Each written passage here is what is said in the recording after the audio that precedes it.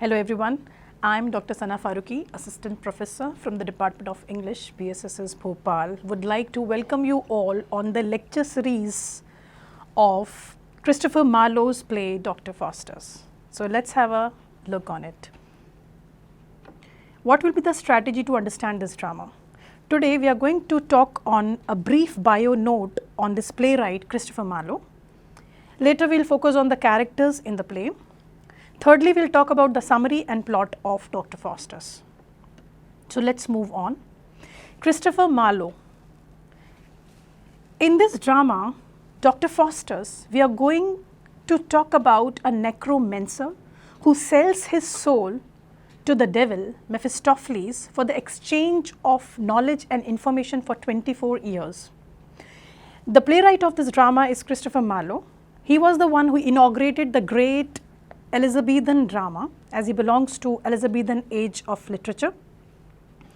He invented mighty lines or the blank verse. He completed his education from Corpus Christi College in Cambridge. Now his contemporary was William Shakespeare, who was a very famous personality from literature. His innovation of the mighty line or blank verse later popularized by Shakespeare.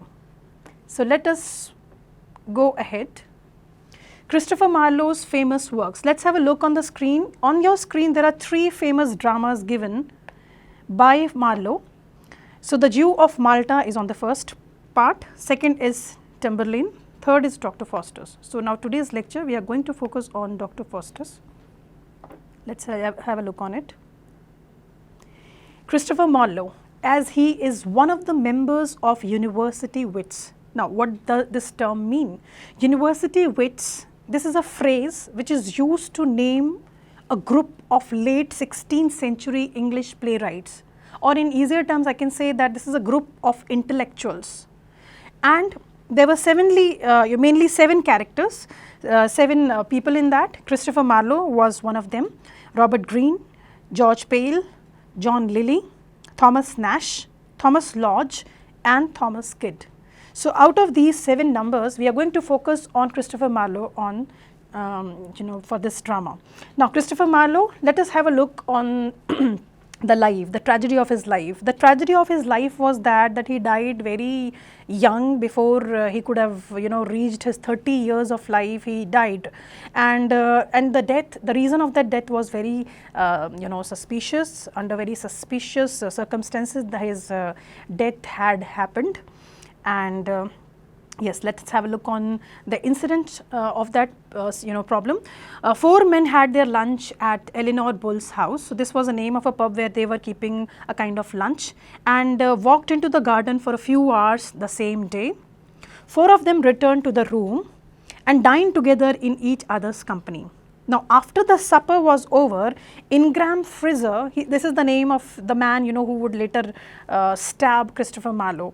So Ingram Fraser and Christopher Marlowe argued over the settling of the bill for the day. So the chaos, the argument had started on that who would pay the bill. And then Marlowe was lying on the couch in the room, and when in a fit of rage he sprang up, grabbed the dagger at Fraser's belt and stabbed him with it. So this was the incident which had happened, and later the injured Fraser fight back and retrieved his dagger.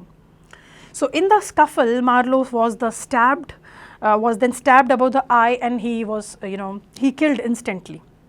And he claimed the action was in self-defense, and his trial for the murder, the jury agreed with him. So this was the incident which had happened that day. Now let us talk about Dr. Faustus, a play written by Christopher Marlowe. Now Christopher Marlowe, he was the one who marked the true beginning of English tragedy.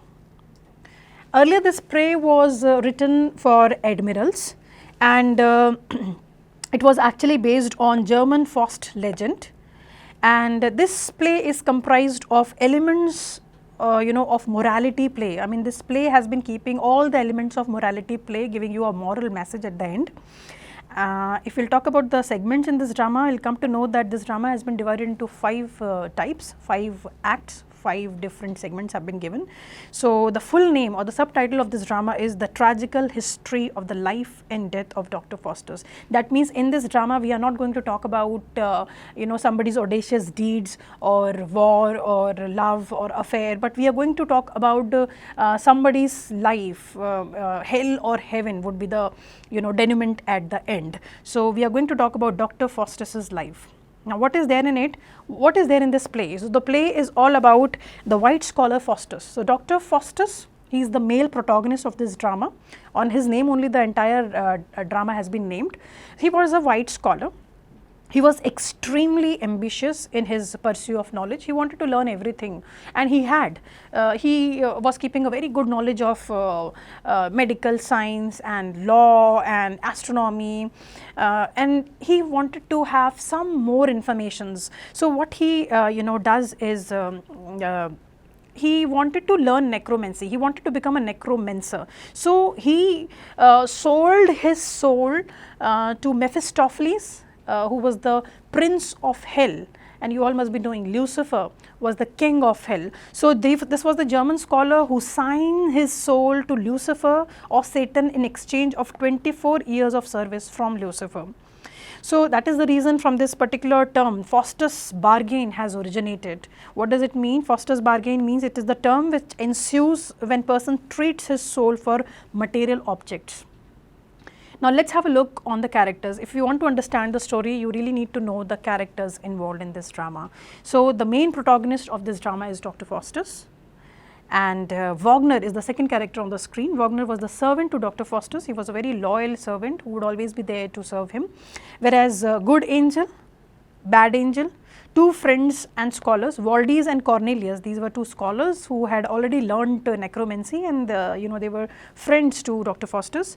Lucifer was the king of hell. He is there as one of the characters. Mephistopheles, as I told you, that he was the prince of hell, and Beelzebub also the devil, and 7 deadly sins have been given in the character list, and the second last is German Emperor Charles V is also there in it, and the last character is Duke of Van Holt. So these are the characters involved in Dr. Faustus. Now let us move on the plot of this drama. Now Dr. Faustus, he was a well respected German scholar, but somewhere he was very much dissatisfied with the limits of human knowledge. He was keeping a thirst to earn or to learn something more and more in context of knowledge and power. So although he had already got the knowledge of medicine, knowledge of law, knowledge of religion, etc., etc., etc., but he wants to learn necromancy, that is black magic. Now what happened, the moment he thought about it, 2 angels appear before him. One was good, another was bad. Good angel reads out some lines from the Bible and told him to abandon the idea of learning necromancy, whereas bad angel encourages Faustus to pursue black magic. Then what happened later on, 2 magician friends, as we discussed the characters of 2 scholars and friends, Valdez and Cornelius.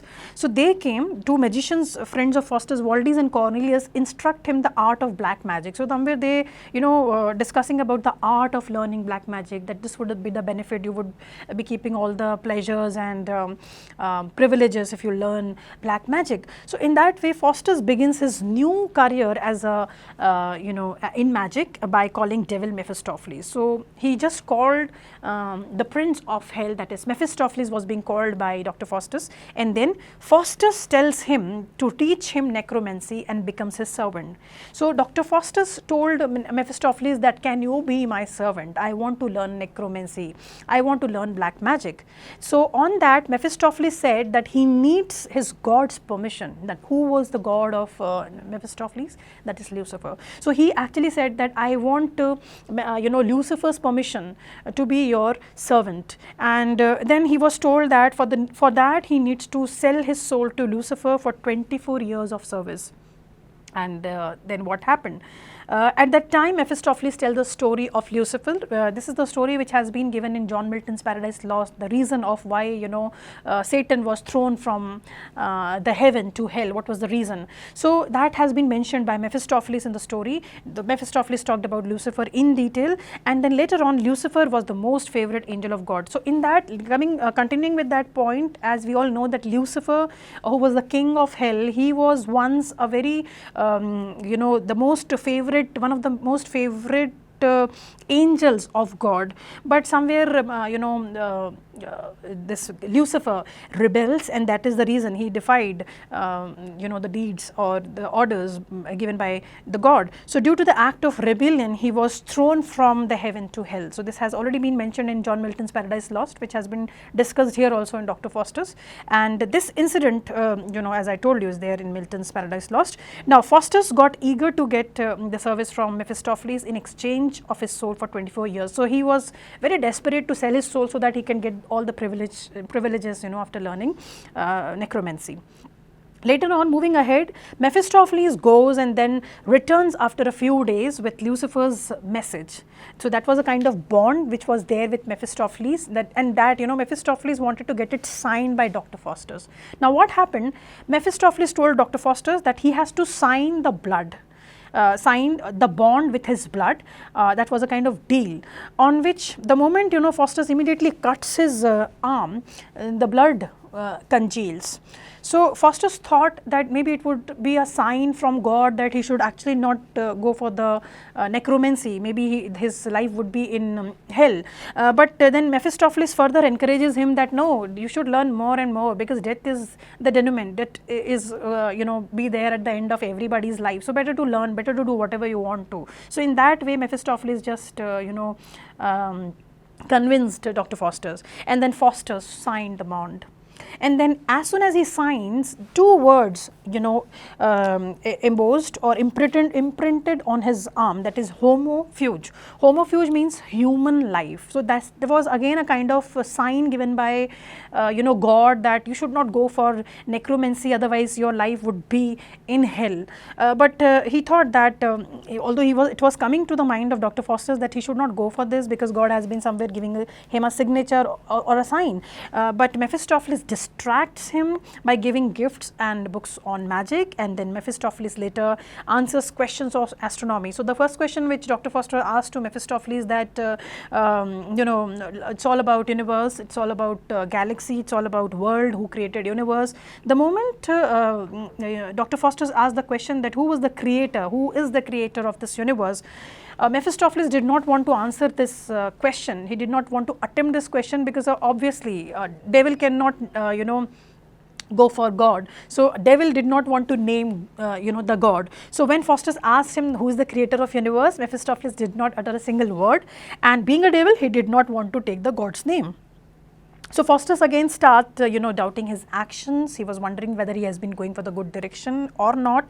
And then because he was you know, Mephistopheles was finding Dr. Faustus in a dubious situation, so Mephistopheles quickly calls Lucifer, who is the king of the hell, and Beelzebub, who was the devil, to stop Faustus doubting Lucifer. And then in this own act, you know, in this scene, in the story only, Lucifer calls 7 deadly sins and, you know, tells them to entertain Faustus, so that Faustus should be very confident that yes, he has to be, he is to be there for learning necromancy. Now what is next? Now satisfied with the services of Mephistopheles, the moment 7 deadly sins, you know, gave their opinion on it, Dr. Faustus got very much self-contented, and he was satisfied that yes, he is ready to learn, you know, necromancy. He has already been ready to sell his soul for 24 years to Lucifer. And then now Faustus wants to travel the world, because he was keeping that thirst of, you know, learning more and more, exploring more and more. So the first agenda he kept in his mind or in his diary, that he wanted to travel the world. And then first of all he goes to Pope's court, that is in Rome. Then Faustus you know, makes himself invisible and plays a lot of tricks on Pope, and he next visited the court of German Emperor Charles V, who is not, who is the enemy of Pope. And then the German emperor wishes to see Alexander the Great, where Faustus conjures an image of Alexander the Great and his love Dinah. German emperor got so impressed by seeing that chaos in his court, and that is the reason in his mixed fun, Faustus's magical powers, Faustus makes horns sprout on his head. So somewhere this had happened there, and the next he goes to England. The moment he goes to England, he sells the horse to a horse seller and turns into a heap of straw. So this was, because he learnt magic, so he was just teasing and playing with everybody's emotions and feelings. And when it reaches the river, then called the court off, and then he called the court of Duke of Venholt, where he shows many magic tricks. Now the horse seller also shows up there. Now what happened next?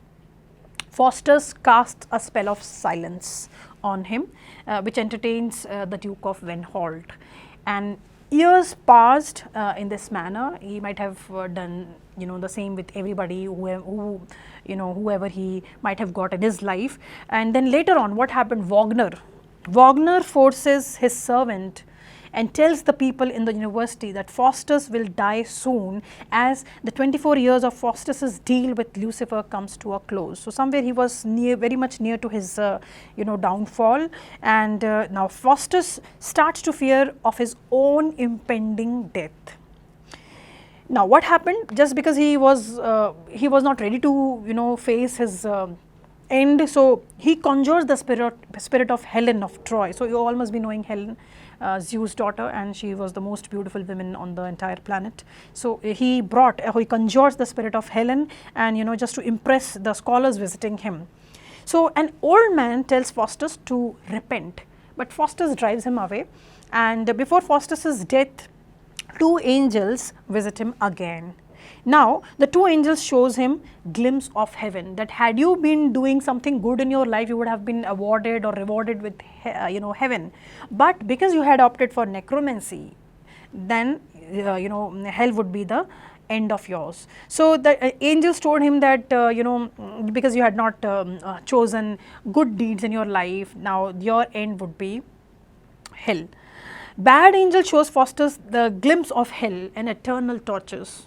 Now Faustus is actually regretting on his decision, and on his decision too. He was very remorseful, and he feared, but now it was too late for him. And in that midnight only, at the end of this drama, the devil appears and takes his soul to hell in the morning, and the scholars find Faustus torn into pieces. So at the end of this drama, you can find that Dr. Faustus was torn into pieces. His soul had been taken by the devils because he chose necromancy as his life, and he sold his soul for 24 years to Satan or Lucifer or Mephistopheles. So this was the reason of his downfall. Now moving ahead, let us focus on the key takeaways of today's session. We discussed about Christopher Marlowe. A brief bio note has been mentioned, whereas play summary and plot has also been discussed. We discussed about the characters in the play and Faustus's tragic end. So I am done with today's session, and I will meet you in the next lecture with some new learnings. Thank you so much.